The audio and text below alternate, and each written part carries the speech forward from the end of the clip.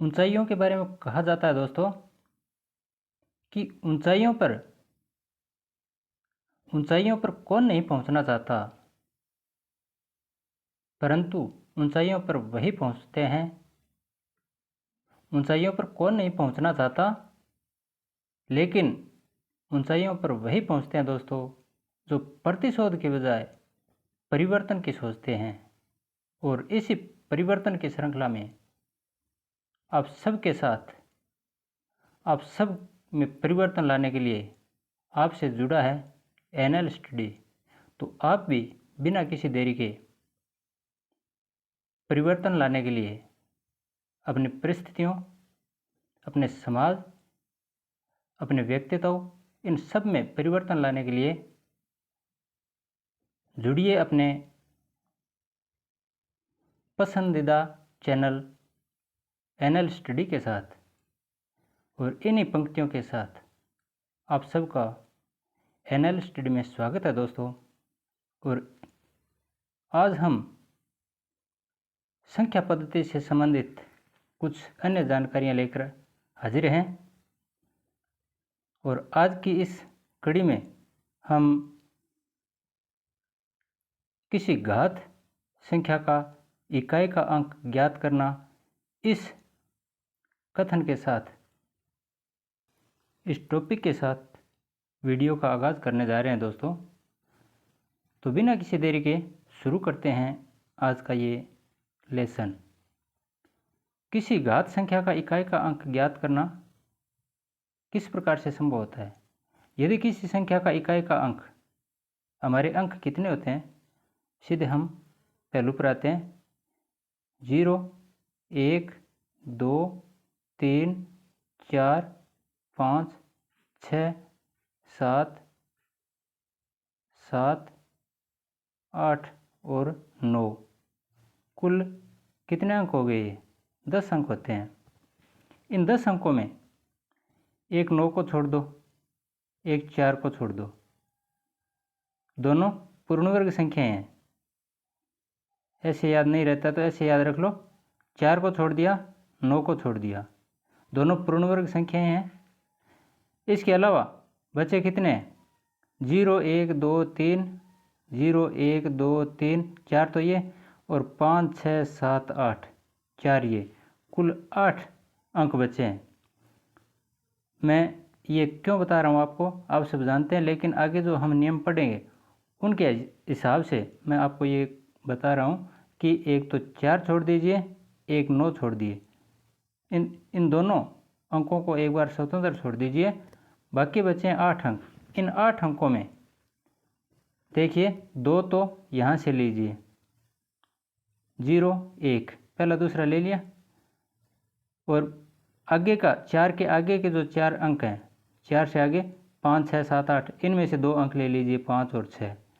2 शुरू के और 2 यहाँ से शुरू के, 4 अंक ले लिए। यही 4 अंक मैं यहाँ बता रहा था आपको, 0, 1, 5, 6, 0, 1, 5, 6। किस प्रकार से? शुरू के 2 अंक हो गए। सबसे पहले तो मैं एक बार पुनः बता देना चाहता हूँ, 0 से लेकर 9 तक अंक लिखिए। कुल 10 अंक होते हैं, उनमें से 4 छोड़ दीजिए और 9 छोड़ दीजिए। दोनों ही पूर्ण वर्ग संख्याएं हैं। और शेष बचे 4 ऊपर बचे अंक और 4 नीचे बचे हैं। इन 4 अंकों में से पहले शुरुआत के 2 अंक 0 और 1 ये ले लीजिए। और फिर जो दूसरा नीचे के जो 4 अंक बचे हैं उनमें शुरू के 2 अंक ले लीजिए। शुरू के 2 अंक कौन से? 5 और 6। तो कुल मिलाकर 4 अंक हो गए। 4 अंक यहाँ इस लाइन में हमें लेने हैं, 0, 1, 5, 6 हो गए हो। तो उसके घात के हल का, उसका जो भी घात है उसके हल का इकाई का अंक भी वही होगा। जैसे ये कोई भी संख्या है, हमें कोई लेना देना नहीं है, सिर्फ इकाई का अंक पकड़ना है। इकाई का अंक क्या है? 6। और इसकी घात कितनी है? 115। घात क्या है? 115। तो 115 का इकाई का अंक भी 6 ही होगा। इसकी जगह आप कोई और भी संख्या ले सकते हैं, ज़रूरी नहीं है इसी की। कोई अन्य संख्या जैसे 15 ले लिया, इसमें इकाई का अंक 6 था ना, यहाँ 5, क्योंकि यहाँ भी 5 है, इसमें इकाई का अंक 5, इसकी घात कुछ भी हो, चाहे 115 है, चाहे 120 है, चाहे 130, चाहे 145, कोई भी घात है, इसकी घात मैं लगा रहा हूँ 145, 15 की घात 145। इस घात को मत देखिए, इसमें इकाई का अंक देखो, संख्या में इकाई का अंक क्या है, लिखा ना शुरू में, यदि किसी संख्या का इकाई का अंक 0, 1, 5, 6, इनमें से 5 ये यहाँ आ गया, अगर 5 इकाई का अंक है तो इसकी घातांक है, उसको हल करने के बाद जो संख्या बनेगी वो भी इकाई का अंक 5 लिए हुए होगी, तो उसमें भी इकाई का अंक क्या होगा, 5 ही होगा। तो कहने का मतलब कोई भी संख्या हो उसमें इकाई का अंक अगर 0 है, 1 है, 5 है, 6, तो उसकी घात चाहे 5 करो, 20 करो, 40 करो, जितने भी हों, कोई लेना देना नहीं है, लेकिन इकाई का अंक क्या होगा, जो संख्या का इकाई का अंक है वही होगा। घात और संख्या इनके बारे में थोड़ा सा जान लेते हैं। जैसे ये 15 और इसकी घात 3 लिखी हुई है, तो इसका मतलब होता है 15 को 3 बार लिखो, 15 गुणा 15 गुणा 15, 3 बार लिखने के बाद में इनका जितना भी गुणनफल आता है वो घातांक की संख्या होती है। 15 की घात 3 का मतलब 15 को 3 बार लिखो और गुणा करो, गुणा करने के बाद में उसमें इकाई का अंक, गुणनफल जो भी आए उसमें इकाई का अंक क्या होगा उसके बारे में ये चर्चा कर रहे हैं इसमें। इसी प्रकार के सवाल ये आगे बता रहे हैं कि घातांक जो भी है, यहाँ 1, 2, 3 घात नहीं पूछेंगे, प्रश्न में घातांक 115 पूछ लेंगे, 120 पूछ लेंगे, 245 पूछ लेंगे, 600 पूछ लेंगे, कुछ भी बड़ी घातांक लिखेंगे और हमसे पूछेंगे पेपर में कि इस संख्या यानी इस घात को हल करने के बाद 15 की घात 215 लगा दी, तो 15 को 215 बार लिखना होगा। क्या हम लिख सकते हैं? नहीं लिख सकते, सिर्फ ट्रिक के माध्यम से हम बताएंगे। उसमें वो सिर्फ संख्या क्या आएगी ये नहीं पूछेंगे, वो पूछेंगे कि इकाई का अंक उसमें क्या होगा, जो भी गुणनफल आएगा उस गुणनफल में इकाई का अंक क्या होगा, और वो सिर्फ एक अंक ही हमें बताना होगा। तो उसके लिए ये नियम हमें पढ़ने ज़रूरी हैं। आगे देखिए, यदि संख्या का इकाई का अंक 9 हो, मैंने कहा था ना, एक तो 9 और एक 4, ये दो छोड़ दो, एक से लेकर 0 से लेकर 9 तक कुल 10 अंक बनते हैं। उनमें से पूर्ण वर्ग संख्या एक तो 4 है, एक 9, इन दो को छोड़ दो, बाकी 8 अंक बचे हैं। शुरू के 2 अंक 0, 1 और फिर दूसरा भाग है उसमें 5, 6, 7, 8, उसमें से शुरू के 2 अंक 5, 6, ये पहले लिख दिए। अब मैं एक बार 4 और 9 का मान बताने से पहले आपको 5, 6, 7, 8 वाला वो कॉन्सेप्ट बता रहा हूँ। यदि संख्या का इकाई का अंक 2, 3, 0, 1 हमने कर लिया था ना पीछे, 0, 1 के बाद में क्या बचा, 2, 3 और 5, 6 उधर कर लिया, 7, 8 यहाँ आ गया, 4, 9 छोड़ दिए, 0, 1 और 5, 6 उसमें बताए थे।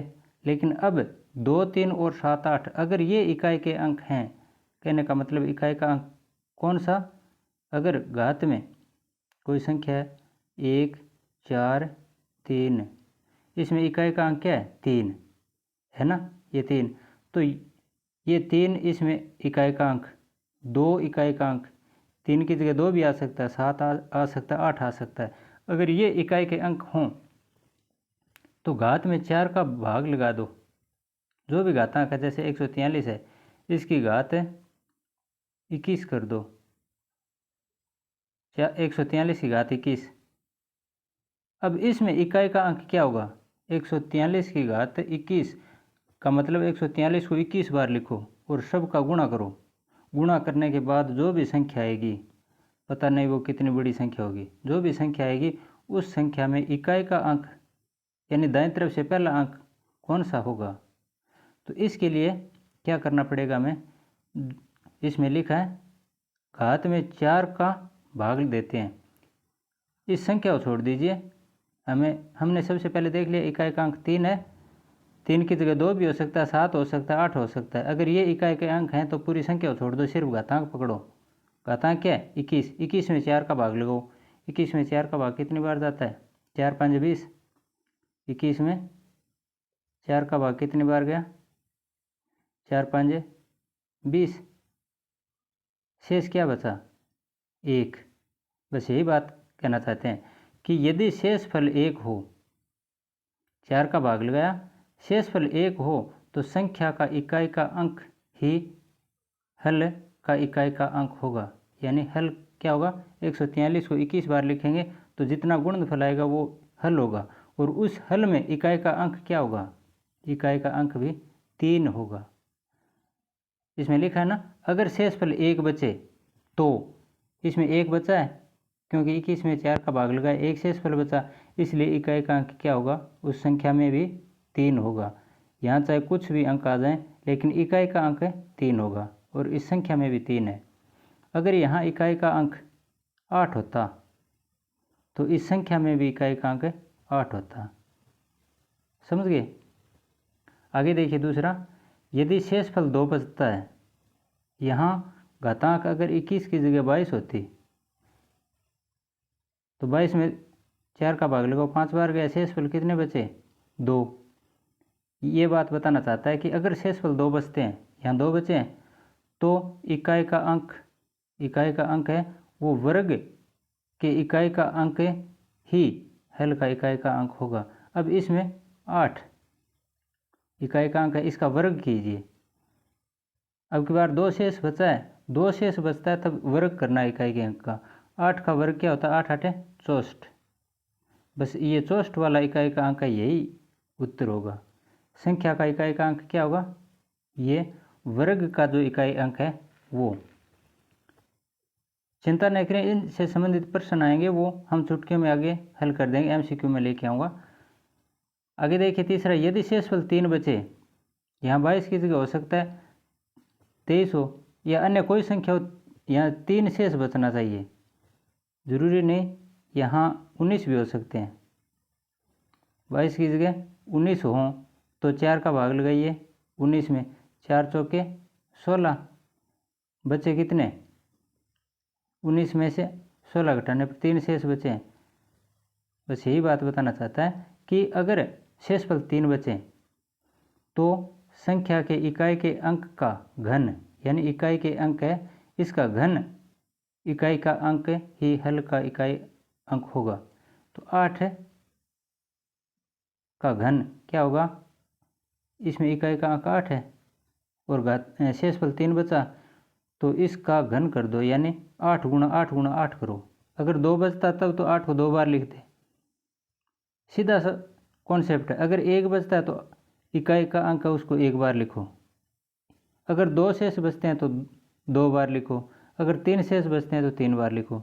अब 2 बार लिखा हमने पहले 64 वाले में, 8 गुणा 8 तो 64 आए, और 64 में इकाई का अंक 4 होता है तो हमारा उत्तर 4 आ गया।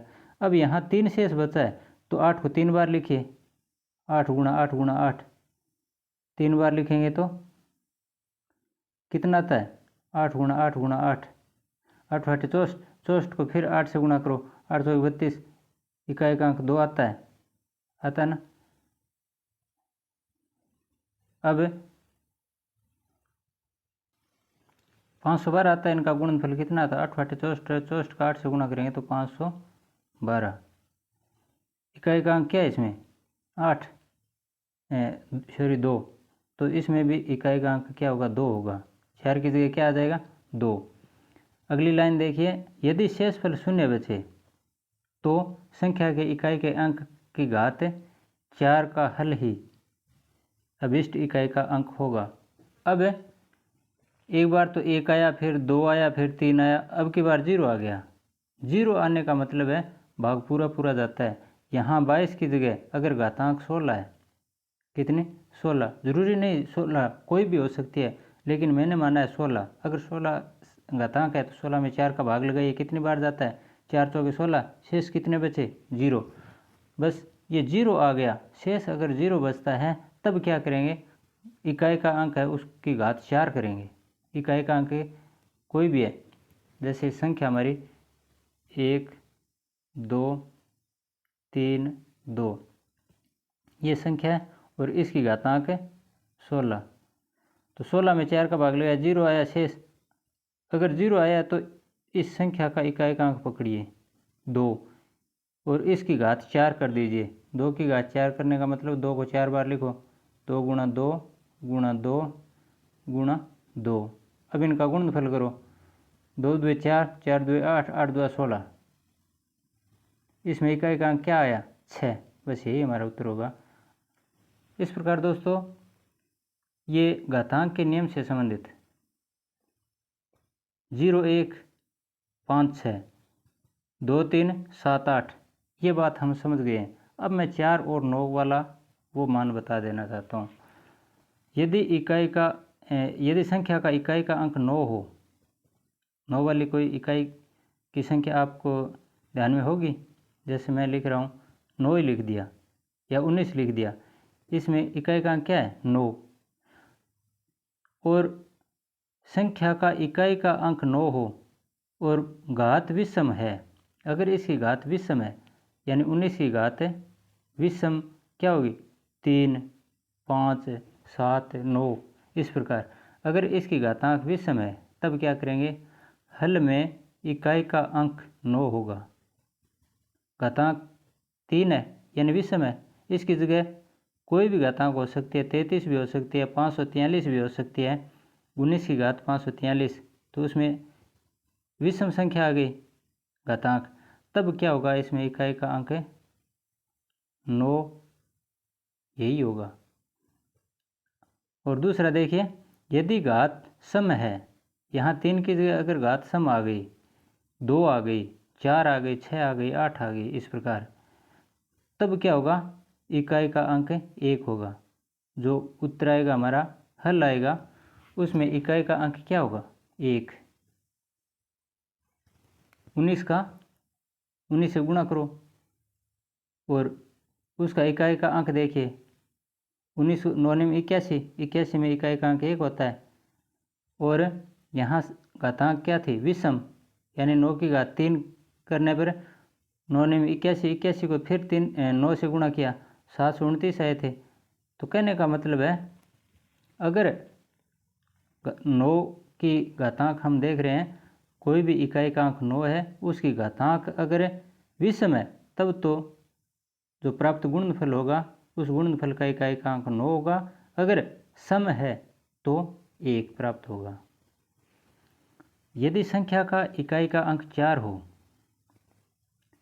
यदि संख्या का इकाई का अंक 4 हो तो क्या करेंगे, ये तो 9 था, अब 4, तब क्या करेंगे, यदि घात विषम है तो इकाई का अंक 4 होगा। अगर घात विषम है तो 4 होगा और सम है तो इकाई का अंक 6 होगा। ये संख्या कैसे हो सकती हैं, जैसे कोई संख्या लिख दी मैंने 14, इसमें इकाई का अंक 4 है ना, इसमें भी इकाई का अंक 4।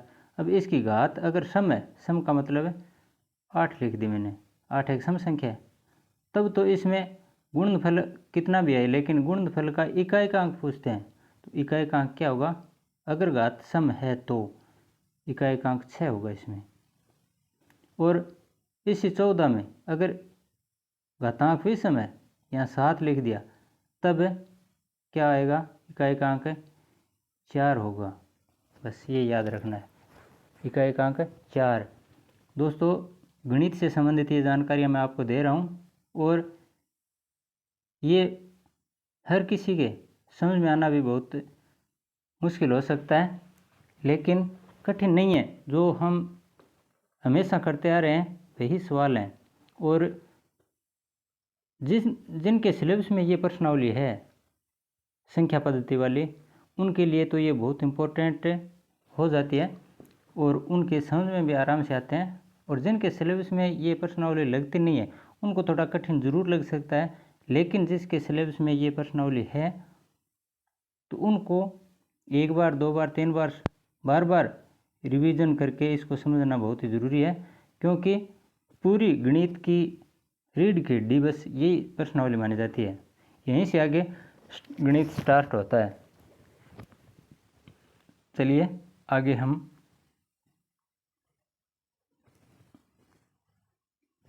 अगली स्लाइड लेते हैं।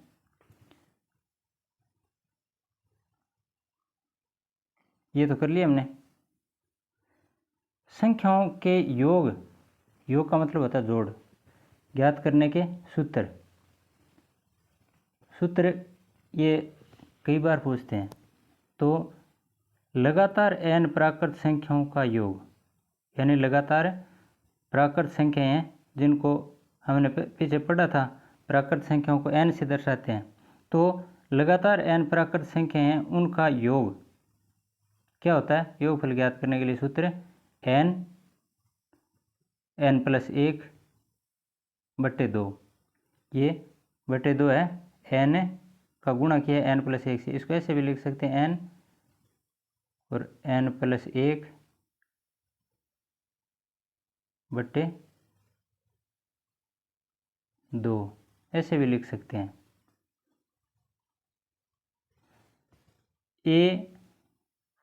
x के n तक के पहाड़ों का योग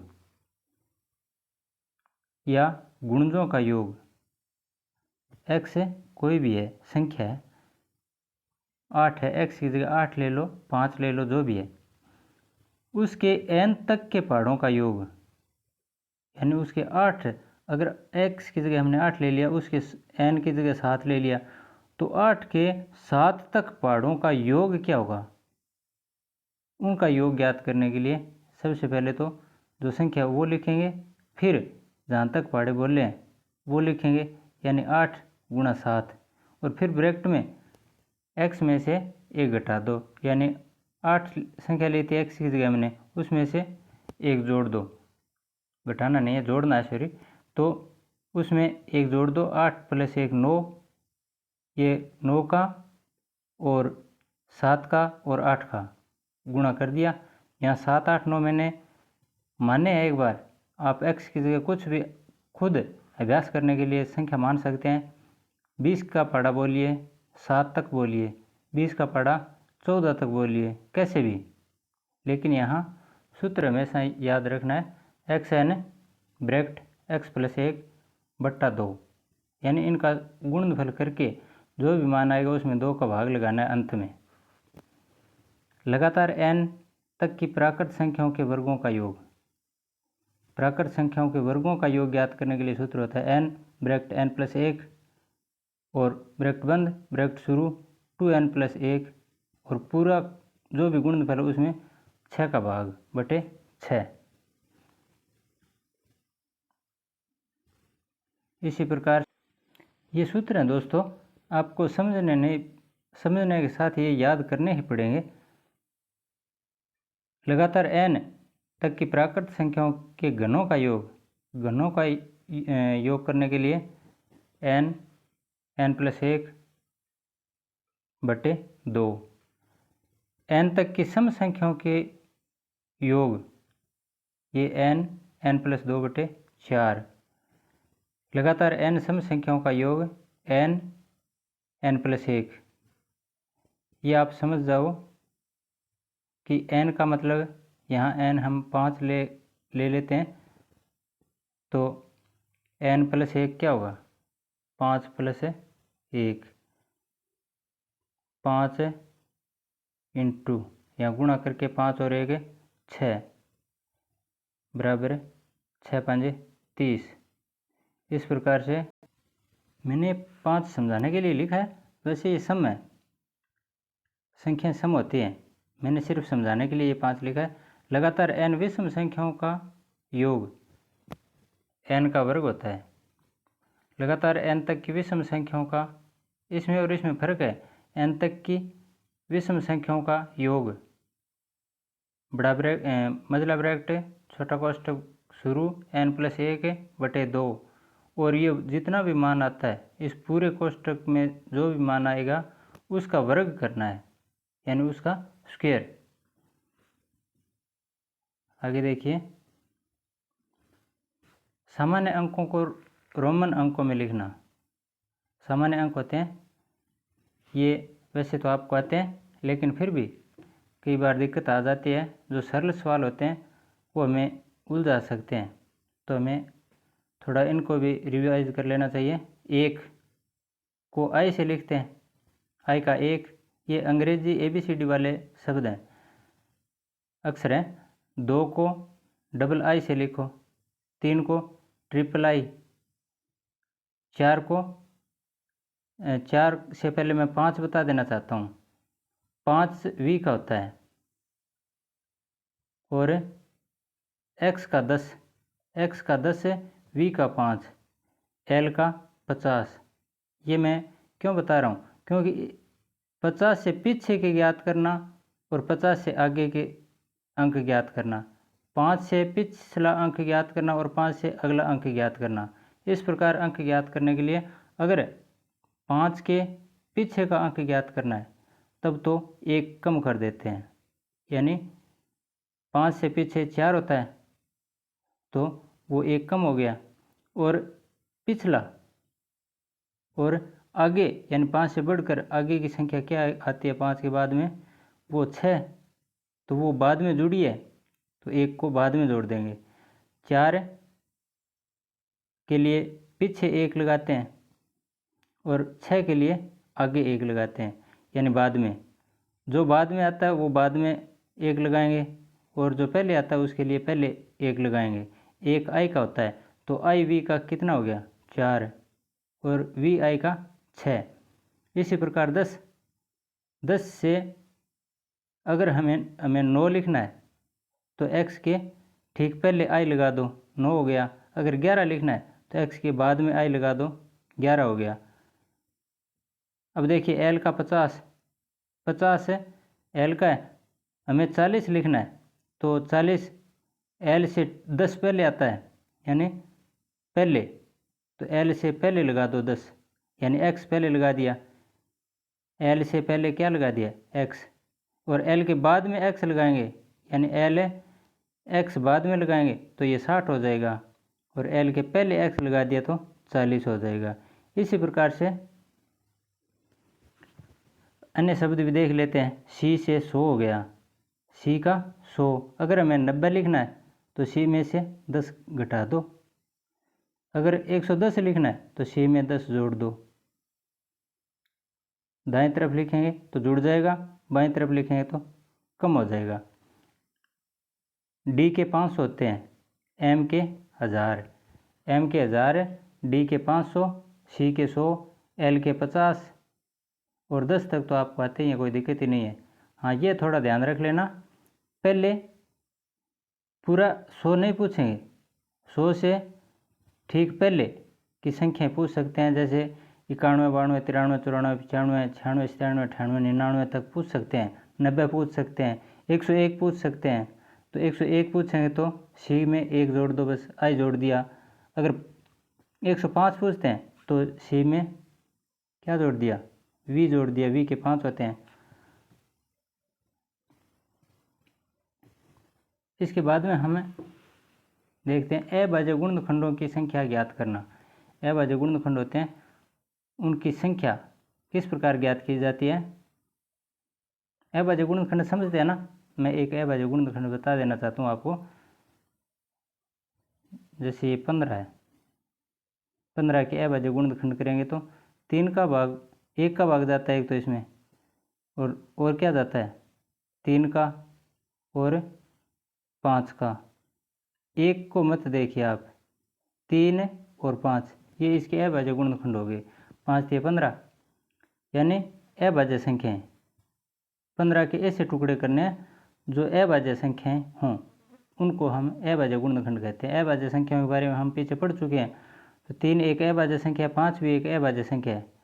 इन दोनों का गुणा करने पर 15 आते हैं। तो 15 के अभाज्य गुणनखंड क्या हो गए, 3 और 5। 1 क्यों नहीं लिखा, क्योंकि 1 न तो भाज्य संख्या और न ही अभाज्य संख्या, वो पीछे हमने पढ़ लिया इसके बारे में। दी गई संख्या के अभाज्य गुणनखंड करें। यदि सबसे पहले तो क्या करना है, कोई भी संख्या दी गई है उसके अभाज्य गुणनखंड करने के लिए सबसे पहले उसके गुणनखंड कीजिए, हमें संख्या बतानी है कि कितने अभाज्य गुणनखंड होंगे। इसके लिए सबसे पहले तो गुणनखंड कर लिया, जैसे 15 के हमने किए हैं। यदि संख्या की घात दी गई है, कोई भी संख्या है उसकी घात दे देते हैं कई बार, तो घात को अभाज्य गुणनखंड की संख्या से गुणा करें। कैसे? जैसे 15 है,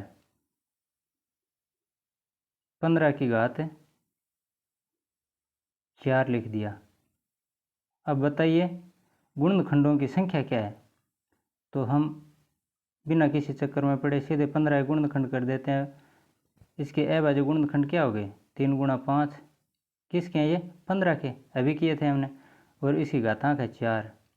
अब इस लाइन में जो लिखा है वो देखिए, यदि संख्या की घात दी गई है, घात दे रखी है 4, तो घात को, इस 4 को अभाज्य गुणनखंड की संख्या, अभाज्य गुणनखंड है, इसकी संख्या क्या है?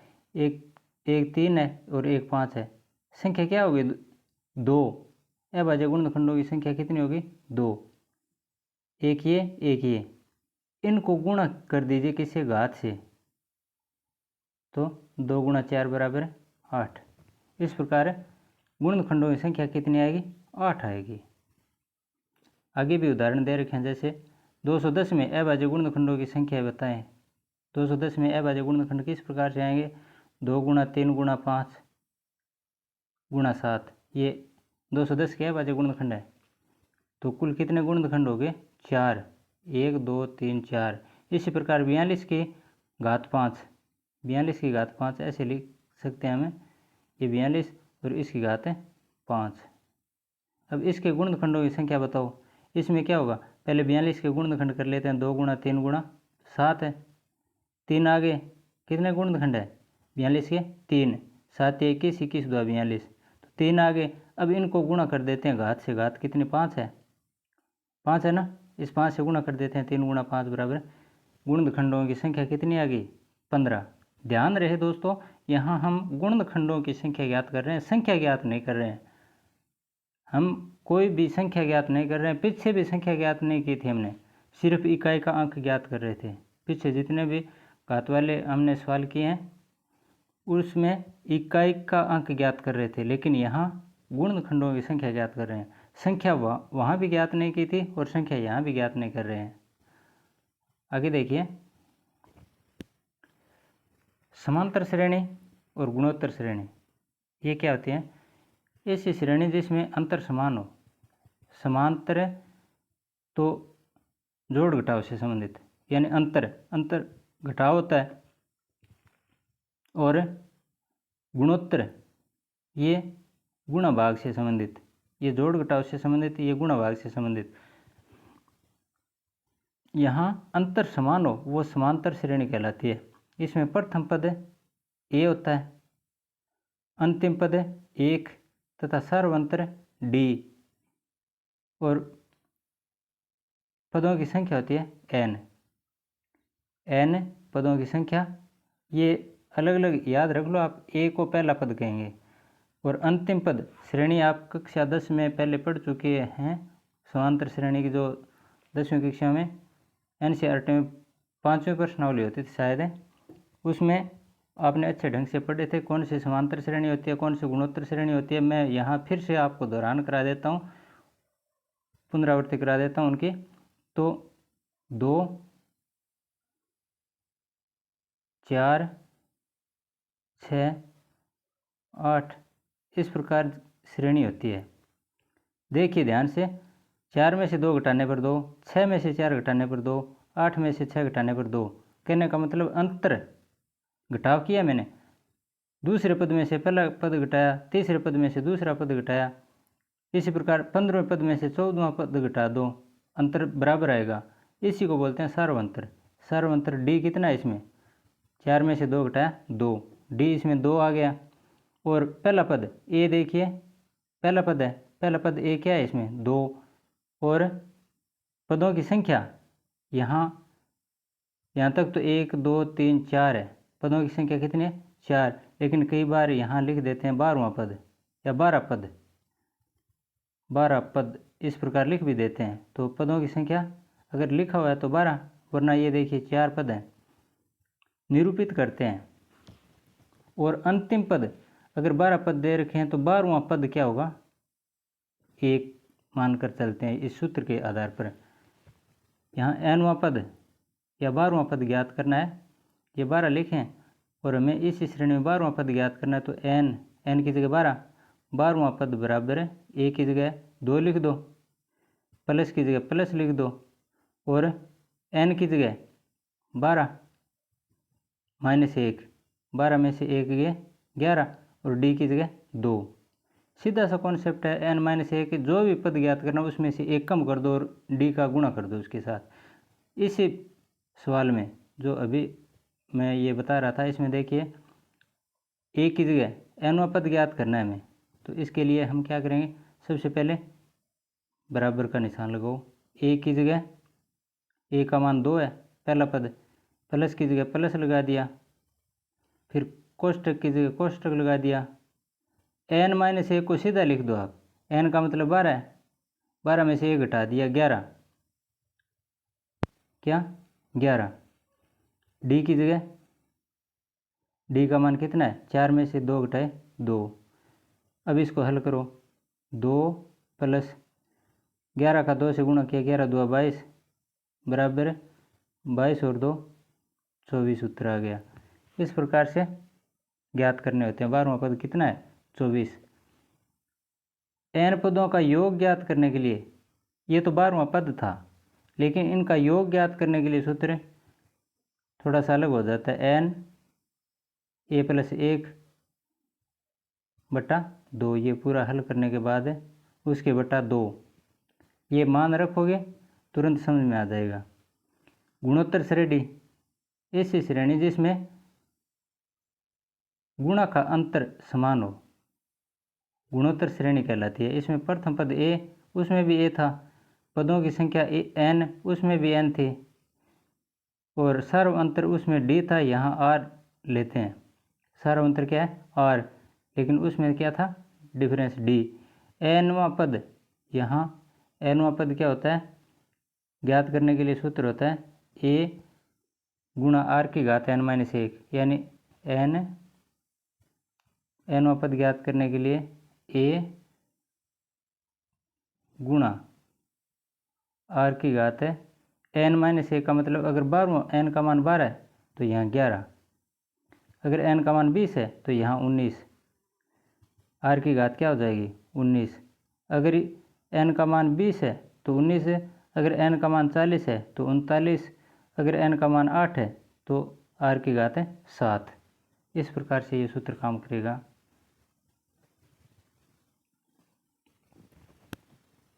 आगे कुछ सवाल हैं दोस्तों, ये मैं आगे बताऊंगा क्योंकि वीडियो बड़ा हो सकता है। इनसे संबंधित जो मैंने अभी आपको बताया, इनसे संबंधित कुछ महत्वपूर्ण प्रश्न लेके आया हूँ मैं, इनको हल करेंगे अगले वीडियो में। और दोस्तों चिंता न करें, MCQ इनसे संबंधित जब हम हल करेंगे तो ये पूरे के पूरे आराम से समझ में आ जाएंगे। हाँ, अब आपको थोड़े कठिन ज़रूर लग रहे हैं कि क्या बता रहे हैं, क्योंकि ये प्रश्नावली ही ऐसी है दोस्तों, हम सोच सकते हैं लेकिन ज़्यादा टफ नहीं है। बार बार अभ्यास करेंगे तो आराम से समझ में आ जाएगी। और मैं खूब सारे, थोड़े नहीं बहुत सारे क्वेश्चन लेके आऊँगा और वो क्वेश्चन करेंगे तो साथ में मैं आपसे भी करवाऊँगा, कोई दिक्कत नहीं आएगी, आराम से समझ जाएंगे। अच्छा, धन्यवाद, जय हिंद।